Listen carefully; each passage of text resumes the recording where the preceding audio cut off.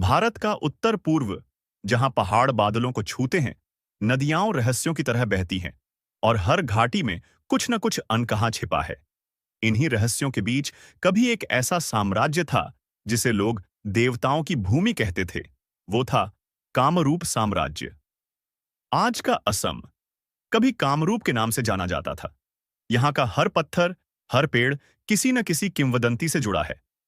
पुराणों में इसे कामदेव की भूमि कहा गया, जहां कामदेव की आत्मा अब भी वास करती है। पर इस भूमि का असली रहस्य था इसकी शक्ति, जिसे कोई देख नहीं सकता था, पर महसूस हर कोई करता था। नीलगिरी पहाड़ियों के बीच एक मंदिर है, कामाख्या, दुनिया के सबसे प्राचीन शक्ति पीठों में से एक। कहते हैं यहां देवी सती का योनि अंग गिरा था और तभी से यह भूमि बन गई। स्त्री शक्ति की जड़। हर साल यहां अंबुबाची मेला लगता है, जब धरती स्वयं स्त्रीत्व का प्रतीक बन जाती है। Soft ambient home. पर कामरूप के राजा सिर्फ धर्म से नहीं, रहस्यमय शक्तियों से भी जुड़े थे। उनके बारे में कहा जाता है कि वे तंत्र और योग के माहिर थे।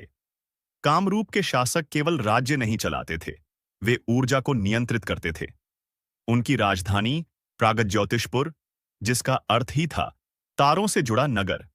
किंवदंती है कि राजा भास्कर वर्मन ने देवताओं से युद्ध में सहायता पाई थी। उनके दरबार में विद्वान और योगी आकाशीय शक्तियों का अध्ययन करते थे। यह वो दौर था जब विज्ञान और अध्यात्म एक थे, जहां युद्ध तलवार से नहीं, ऊर्जा और मंत्रों से लड़े जाते थे। समय बीता, आक्रमण आए, सीमाएं टूटी और कामरूप धीरे धीरे इतिहास की धूल में खो गया।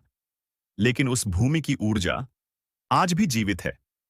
कहते हैं जो व्यक्ति सच्चे मन से कामाख्या जाता है, उसे अपनी आत्मा का उत्तर मिल जाता है। क्योंकि कामरूप सिर्फ एक साम्राज्य नहीं था, वो भारत की आध्यात्मिक धड़कन था।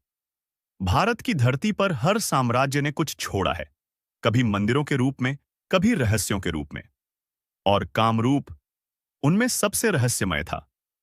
कहते हैं राज्य मिट जाते हैं, महल गिर जाते हैं, पर कुछ जगहें ऐसी होती हैं जो समय से नहीं, आत्मा से जिंदा रहती है। कामरूप भी ऐसी ही एक भूमि है, जहां इतिहास खत्म होता है और रहस्य की शुरुआत होती है।